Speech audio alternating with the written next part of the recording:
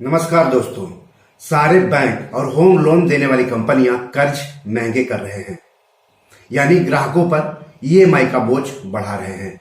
LIC housing finance ने अपने prime lending rate, जो कि LIC housing prime lending rate कहलाता है, को 35 बेसिस पॉइंट यानी 0.35% की बढ़ोतरी करके उसे मौजूदा 8.30% से 8.65% कर दिया है। नई दर 26 दिसंबर 2022 से लागू हो गया है। तो इस फैसले के बाद अब एलआईसी हाउसिंग फाइनेंस के उन होम लोन ग्राहकों के होम लोन की ईएमआई बढ़ जाएगी जिन्होंने प्राइम लेंडिंग रेट के आधार पर लोन लिया है। आपको बता दूं कि होम लोन लेने के कई तरीके मौजूद हैं। बेस रेट के आधार पर, प्राइम लेंडिंग रेट के आधार पर, एमसीएलआर के आधार पर और अब तो ईबीआर के आधार पर लोन दिया जा रहा है। होम लोन महंगे करने के बाद बैंक या लोन देने वाली कंपनियां दो में से कोई एक काम करते हैं। पहला काम कि हर महीने चुकाई जाने वाली लोन की रकम बढ़ा देते हैं और चुकौती अवधि जस का तस रखते हैं।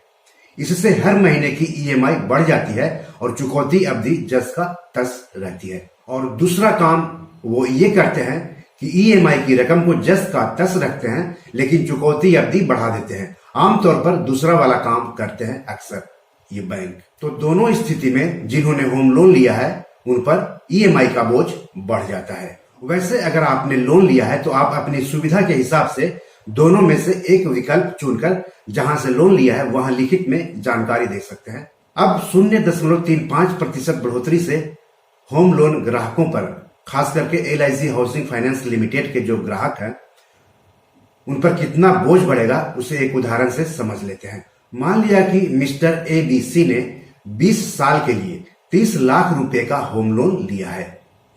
पहले ब्याज दर 8.30% सालाना थी, जो कि अब 0.35% की बढ़ोतरी के बाद 8.65% सालाना हो गई है। तो अब हर महीने ईएमआई के तौर पर अतिरिक्त कितने पैसे चुकाने होंगे?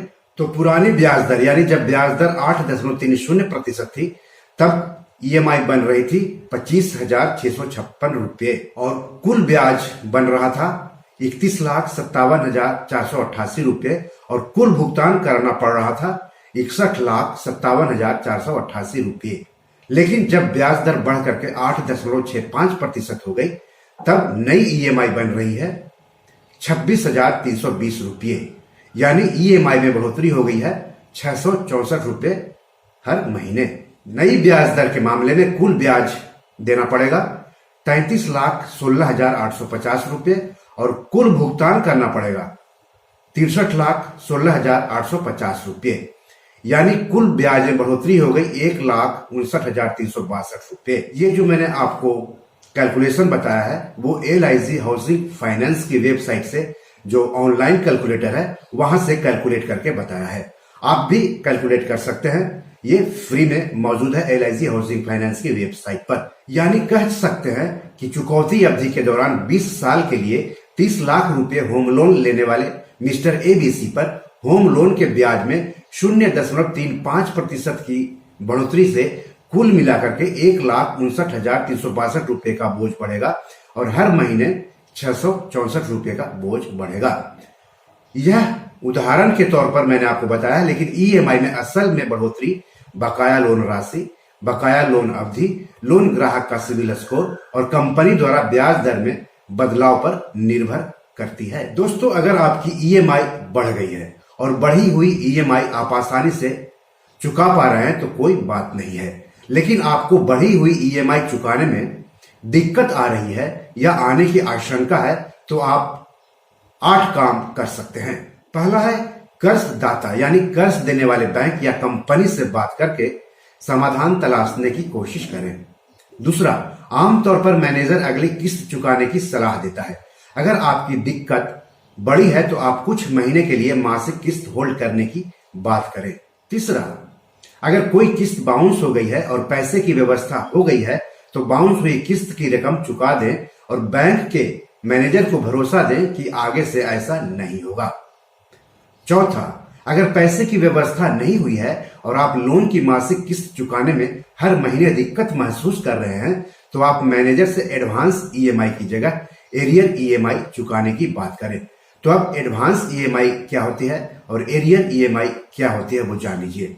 तो एडवांस ईएमआई लोन की किस्त की तारीख आमतौर पर महीने की शुरुआत में होती है, उसे एडवांस ईएमआई कहते हैं।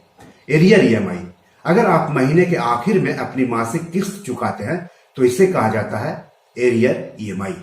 पांचवा काम जो आपको करना है, आप अपनी मौजूदा बचत या निवेश से पैसे निकालकर बकाया कर्ज चुका सकते हैं। छठा काम, कर्ज देने वाला बैंक या कर्ज देने वाली कंपनी आपका घर अपने कब्जे में ले, उससे बेहतर है कि आप खुद ही अपना घर बेचकर बकाया कर्ज चुका दें। सातवां काम, कर्ज देने वाले को भरोसे में लेकर ही आप खुद से घर बेचें तो अच्छा रहेगा। कर्ज देने वाला राहत देगा या नहीं, ये पूरी तरह से उसके हाथों में होता है।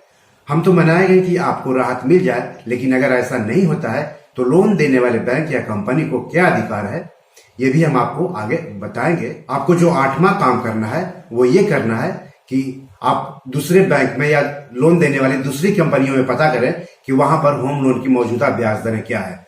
अगर आपको लगता है कि आपने जहां से लोन लिया है वहां से उस जगह पर होम लोन सस्ते में मिल रहा है तो वहां पर आप ट्रांसफर कर सकते हैं, लेकिन उससे पहले अपने नफा नुकसान का आप गुना भाग जरूर कर ले। तो लोन चुकाने में फेल होने पर बैंक क्या क्या कर सकता है वो जान लेते हैं।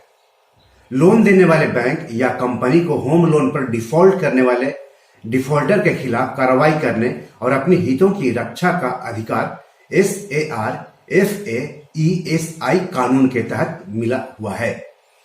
तो SARFAESI का फुल फॉर्म होता है securitisation and reconstruction of financial assets and enforcement of security interest act 2002। Hindi में उसको बोलते हैं वित्तीय परिसंपत्तियों के प्रतिभूतिकरण और उनकी पुनर्संरचना और सिक्योरिटी इंटरेस्ट एक्ट 2002। यानी इसके तहत बैंक को अधिकार मिला हुआ है। तो इसके तहत बैंक क्या कर सकता है, लगातार 3 महीने तक अगर होम लोन की ईएमआई नहीं चुकाया जाए तो कर्ज दाता बैंक या कंपनी उसे NPA नॉन परफॉर्मिंग एसेट यानी खराब या डूबा कर्ज मान लेते हैं। देनदार या कर्जदाता होम लोन को NPA मानकर उसके बदले लेनदार से यानी जिन्होंने लोन लिया है रिकवरी की प्रक्रिया शुरू कर देते हैं। देनदार होम लोन के NPA होने के बाद 60 दिनों में बकाया चुकाने के लिए कानूनी नोटिस जारी करता है। देनदार मतलब जिन्होंने कर्जा दिया है यानी कर्जदाता। लेनदार इन 60 दिनों में भी बकाया नहीं चुका पाता है तो फिर देनदार संपत्ति की नीलामी के संबंध में 30 दिनों का पब्लिक नोटिस जारी करता है। तो इस तरह से होम लोन लेने वालों के पास पहली ईएमआई के डिफॉल्ट करने और देनदार द्वारा उसकी संपत्ति कब्जा में लेने के दौरान 6 महीने का वक्त मिल जाता है। तो इस तरह से आपने जाना कि LIC हाउसिंग फाइनेंस लिमिटेड ने होम लोन पर ब्याज दरें बढ़ा दिया है, यानी जिन्होंने LIC हाउसिंग फाइनेंस से लोन लिया है उनकी ईएमआई बढ़ जाएगी। और अगर ईएमआई बढ़ गई है और उसे चुकाने में आप मुश्किल महसूस कर रहे हैं, परेशानी महसूस कर रहे हैं, तो आप क्या क्या काम कर सकते हैं ये मैंने आपको बताया।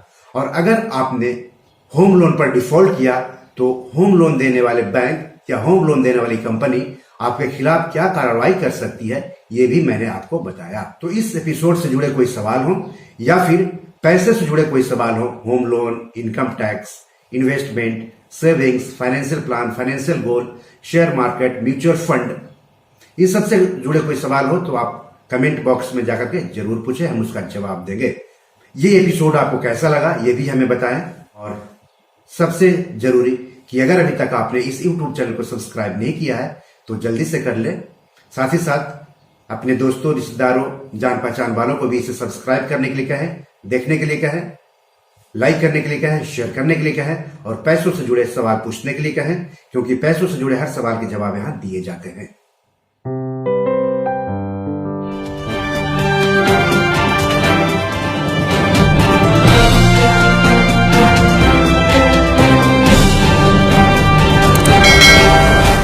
दोस्तों, ये मेरी 7 किताब है जो कि amazon.com पर पब्लिश है। आप इसे डाउनलोड करके पढ़ सकते हैं। इन किताबों के लिंक्स इस वीडियो के डिस्क्रिप्शन में दिए हुए हैं। इन 7 किताबों में से 5 किताब मनी मैनेजमेंट पर है, यानी पैसा निवेश करके अधिक पैसा कैसे कमाएं पर आधारित है।